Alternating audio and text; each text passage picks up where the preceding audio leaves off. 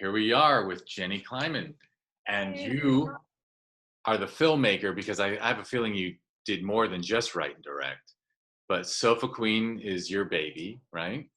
Queen's my baby, and a lot of other people's baby. A lot of other people helped out on this, but yeah, I'm the writer, director, and producer, along with Sinclair Rankin, who was a good friend of mine from my writing group, and Jason Leiva, who actually is my neighbor and is a director himself, and Isabella Olaguera, who is a powerhouse of a line producer. So yeah, uh, all of us. It's just a superb film. I've it's one of those films that when I saw it the first time, it's one of the ones that I grabbed the lady I live with and said, here's one you should watch. Awesome. Because the quality of the writing, your cast is outstanding. Your Really awesome. cinematography, I could see people ignoring the cinematography because it's instead of a wide landscape, it's inside a furniture joint that's not the classiest, but it looks fantastic. Thank you. Ignoring what the stuff you throw in there that's extra fancy, but I just think Um, every aspect of the film just came out wonderfully. I So really appreciate that. I mean, I really feel like we had, like, honestly, one of the best crews I've ever worked with. And what's crazy is that none of us actually knew each other really beforehand.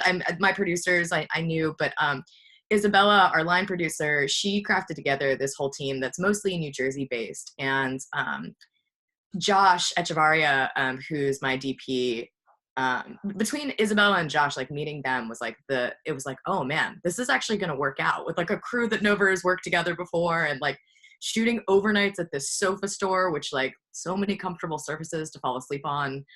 Um, and just the whole thing kind of, I don't know, very serendipitous in a lot of ways is what I like to think. But yeah, well, it's funny because if you had told me, yeah, I've had this same team together for the last 10 years, I'd believe you because honestly, like every shot looks great. Your editing works great. I love when you go to your lead character's POV of her sons and things like that. And you know, a word, I love the fact that this festival is solely independent films and like stuff that people cobble together generally, on their own. But yours is really professional. thank You you. know what I mean? I really I mean the word professional in the best way. It's just so well made and so well done. But one of the best things is the story. So the standard question at a film festival is, what was the genesis of this one? Where did the story just hit you one day? So unique. Yeah, it's kind of a wild one. Well, I love local commercials, like, and just how cheesy and bad that they are. Um, like, I knew for a while that I wanted to make something involving a local commercial. That's kind of how all of this started. And I didn't really have my access point, I guess would be the way, like, it was kind of always like in the back of my head somewhere. But I didn't really know what the story was going to be like around that. And it all kind of started coming together. I mean, it's funny, like thinking back now, like there's, when I watch it now, I'm like, oh, there's obvious parallels to like some of my own stuff, my own family, like, some of our, my dad works in a family-based business, although he's like a very far cry from my character Gene. I always have to put that out there. um, I grew up with a single mom who works her ass off, so, some of that stuff like kind of came together towards the end, but like, I think the story kind of started crafting itself when I wanted to tell a story about an older woman who, was sort of a master in her own way in a place that nobody really cares about, and like her job is really underappreciated as like a mom and as like a caretaker and like as a manager of this store, like um and how, if that's all ending, like how do we move on in life? Well, how do we end chapters? How do we, everything that defines you, like once, it continually, chapters end all the time. So like, how do we reinvent ourselves, I guess. And yeah, at some point I had Martha killing Jean. We're obviously a far cry from that as well. So like, you know, it goes through different evolutions. I think I think I wrote 18 drafts of this script, which is kind of crazy. And as a storyteller, I mean, another thing to praise about it is it's very intelligently feminist to me. The way she's portrayed and her strength, and I adore her interaction with the ex-husband's new girl. But listening to you, I was thinking that so where you honed in on the story from the commercial thing, and it's also kind of impressive that you honed in on the ending of this person's story. Like you chose a turning point in her life to tell the story, because you could have just done like, crazy day of shooting a commercial or. Yeah, I mean, I think in screenwriting, the question's always why today? Why is today the most important day of this character's life? And why is it going to be especially within a short, like under these time constraints and under these, under these moments, how can we make that the most anticipated, big thing that's going to happen? And I think for what it's worth, I think I think that like the heart of like dramedies these days are kind of about where character study meets, all of this, real life ups and downs and sadness, and also, I think that it's funny. I think that Nikki James is hilarious. Our lead actress Martha, and when we were casting, actually, we saw a lot of really great comedic actresses, but when Nikki came, what she really understood from the get-go was that you had to care about Martha. Like if Martha was like your nagging mother or something like that, like you're not going to want to finish the short. And so she did it with like a lot of heart, I think, and made you care, So anyway, I feel like that's kind of, starting with the point of like what's going to change this character's life, and then taking it from that point so that in 12 minutes you can actually craft a story, and get people on board. And after all those drafts, when you completed it, did you know for sure you were going to shoot this one? Yeah, I think so. It's interesting because a lot of times, and I think that shorts can live as introducing a feature idea. And it's kind of hard when from the get-go, like, this is Martha's story and this is it. Like, I don't want to turn this into a full feature. I don't want to, I think it's just important to show this moment in time for her. And like, as a character, that's what we get. So, I did debate myself a little bit where it was like, oh, should, because, all of these things cost money. So should I shoot something that is more of an introduction to a larger idea? Or should I shoot this one? And just over and over again, I kept finding myself like, I care about Martha, and I really wanted her story to be told. And I think it's kind of important too, in short films, to have like, a big razzle dazzle kind of twist ending. And I thought that I could maybe use this as a director's calling card a little bit better than some of the other things I had in motion at that point. So I was going to say, you definitely got to flex your muscles on this one, especially with the fantasy sequence after she electrocutes herself. I mean, that's some really bold filmmaking. Not everyone is willing to take. I mean, I feel like it's a great artistic choice, but it's kind of risky to just shift into that. So bravo on that.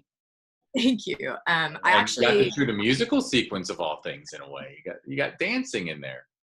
We also had like no time, I think that like in the constraints of indie filmmaking, we did that. I think we did 12 takes of that period. And we shot everything. The whole dance number is only 2 shots. There's like a very quick cut from one side of the furniture store to the other. So, the actors had learned that dance in only 3 rehearsals. And then at, 4 or 3 o'clock in the morning or whatever it is, they had to do it 12 times. And that was it. It was like, and I also wanted like the spinning chandelier and like all of this stuff that, was just, it was kind of crazy to ask that much of everybody in some way. But it Um, worked. Your lighting department came through for you and gave it a completely different look. Oh, thank you so much. Our lighting department just and actually it's funny too. At first I had really wanted that to be the only thing that we shot in the morning. Like we were like, that'll be the time that we have light pouring through, and that'll be the only time that we see it during the daytime, the store. And basically, my line producing team was like, listen, like my AD was like, if you put this on the schedule, you've got 2 hours to like do it all on the dance number before we have to be out, because the staff of the furniture store came in every morning. So it was going to be just impossible. And so we actually, Gulab, who was my gaffer, he and Josh kind of threw a bunch of ideas at me, and my original storyboards and like my original mood boards from this were all Marilyn Monroe's "Diamonds Are a Girl's Best Friend." Which, if you go back, really gives that away, I think. you've got like the pink dresses, and so trying to bathe it in like colored light and make it so that it felt like a full-on performance scene was the way that we ended up going. And I think I don't miss my old idea at all of trying to shoot it during the day. At the time, I was like, you've got to, and yeah, I'm very happy with how it turned out. So. You should be. And you even do a really good job with the fire gag effect. Let me tell you all about that. Yeah. So very, very early into the process, I started asking some of my contacts for a visual effects supervisor. And 2 times I got recommended to Lucian Harrett, who works at, he runs Mechanism Digital. And I looked at Lucian's resume and it was like Russian Doll, Hereditary, Uncut Gems more recently, like some of the biggest, bestest, in my opinion, like all the things that I've ever loved and watched. And so I was like, there's no way that this guy is going to take us on. Like, there's no way. But I shot him an email and I was like, hey, maybe if there's somebody more junior at your company, I have this project. We have like a couple of mutual connections. If you don't mind checking out the script and kind of pointing me in the right direction, I would love it. He like wrote me back and was like, love this, done, let's do it together. And helped me actually craft together the entire post team. Because he was like, we're going to make this look good. And I want, for the whole post team to sort of be synced up and to really have this finished in the way that it should be. And so yeah, it was kind of, yeah, I mean, and I watched those scenes, especially, standing outside of that building, which is like very nondescript in the middle of, Clifton, New Jersey. And I think, they just absolutely killed it. They did, absolutely. I mean, your whole team and you particularly all killed it on this. I appreciate that. All right, so I have a question for you from a jury member, actually all the way from Manchester, England. And you kind of hit on this, but are there any real life inspirational figures for their mother? And you already answered his second question. And were there any films that inspired the dance sequence? Yes. So you nailed the dance sequence one. Yeah, I nailed the dance sequence. I guess more than anything, just coming back to the Martha character and my own mother. And I think that like something that I personally believe is that, women and women identifiers as well, like we kind of have to do a little bit more and carry a little bit more of a load traditionally, and like, raising families and doing the workload. And I think it's a little bit like the Marthas of the world are the unsung heroes, right? It's like, they never really get their big dance number. They don't really necessarily get the applause that they deserve.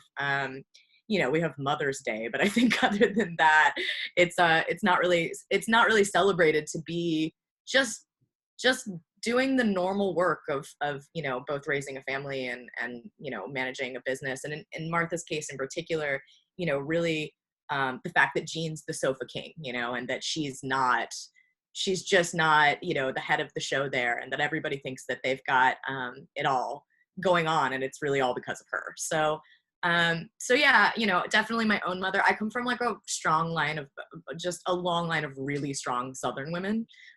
So we're like loud and bossy and and get the job done typically. So it's Which is great for a director. That's yeah. good director's pedigree. But yeah, I mean, the film subtly does it, and you just hit it on the head, which is a lot of work that women do, particularly in our culture, but really worldwide, is treated as not valuable when it's actually the most essential. And when you do the math of what childcare costs and what this costs, and in the workplace, women are underpaid. So yeah, and underappreciated. And it Well, really hits home for me watching your film when she's talking to the young girl. She's like, "Oh, so you're gonna end up running that business for him?" yeah. And like he's just he probably doesn't even think of himself as a user, but Totally. I mean, I think it's interesting to talk about this also in light of like where we're at currently with COVID and stuff, which is that, a lot of women are breaking traditional gender roles up until like a couple of weeks ago when everybody was sent home, and now they have to be school teachers to their kids, and now they have to, do a lot of the traditional women's work that comes with being in the middle of a global pandemic. But it's interesting to sort of watch the push and pull of like where things have changed and are changing, and then how they they can regress so quickly. So yeah, unsung heroes, man. for sure. Well, I'm so sorry because I think we have to cut it off fairly soon. But was there anything else you wanted to mention? Any key? I mean, you've mentioned how great your cast was, and you mentioned a lot of key crew. But if there's anyone you want to give an extra shout out to who helped I, you with this, yeah, actually, I mean, my family has been incredibly supportive throughout all of this, and that's been honestly, I think also just doing this sort of weird new festival season digitally, it's like it's interesting to watch. It's like none of us can be in a theater together, but now we have this new digital platform, so it's nice to kind of, I don't know, reconnect in that way. And I think that like as far as the shout outs go, it's I mean my crew and my cast are amazing, but Nikki James doesn't even, it's funny because I've done a couple of interviews and articles and stuff, but I think that she carries the entire film in so many ways. So it was like when we found her, we really found the story, and we found our yeah, access. not just performance but charisma. There's absolutely. I would challenge anyone not to fully support her character and just be rooting for her. Yeah, and actually all our entire cast in general, they're all so talented. I mean, I feel like we really lucked out just all the way through. So But it's also the script was great because I'm a younger brother, and the interactions between the brothers very economical, not a lot, but you lay out a lifetime of dynamic right there. totally. I feel like so Ben Paul Williams and Paris Peterson play the brothers, and first of all, they're both like the nicest guys that you've ever met in your life. So kind of making Ben just knew how to be insufferable as Russ, and that like annoying thinks he's so cool older brother, and then Paris kind of being this like lost puppy who like the character of Martha would stay around for. She, he's the one that she would stick around to raise, even though he's, it's time for him to figure it out at like 22. It's like it's time to grow up, buddy. The way he runs and gets her the kit that she Yeah, uses to repair everything, but the way he fetches it for her, it just makes me want to hug them both. It's like such a sweet mother-son dynamic. totally. And last but not least, Tait, who plays Jean, is also like the most like nice, lovely, and then he walks in and it's just like, this thunderous voice and this like huge, mean asshole character. And then when it cuts, he's like, is that okay? Was that great? And you're like, oh my God, they're all, and Gabby, who played Roxy as well. I actually, the scene that still for me, that gives me goosebumps basically every time I watch it, is the scene between Martha and Roxy. And it's because the performance in that moment, they both are so vulnerable in their own way, and that's something that you can tell people to do, but they they give that to you, you know, as actors. And two of them just knock that scene out of the park, in my opinion. So. They did, and it was so well written and so nice that you chose not to have conflict there. Yeah, no girl, But you crap. didn't go overboard with you know, with Martha showing her huge amounts of empathy. Martha's like, "Yeah, it's your problem," and like walks away. Yeah, I mean, I sort of have a rule: no girl on girl crime, unless we're working in like a horror movie setting and like you know, it's called for in some way, shape, or form. But you know, generally, it's like I think that Martha's mindset is like it's not about Roxy. It's never going to be about Roxy. There were probably 20 other Roxys in, you know, in Jean's dating life.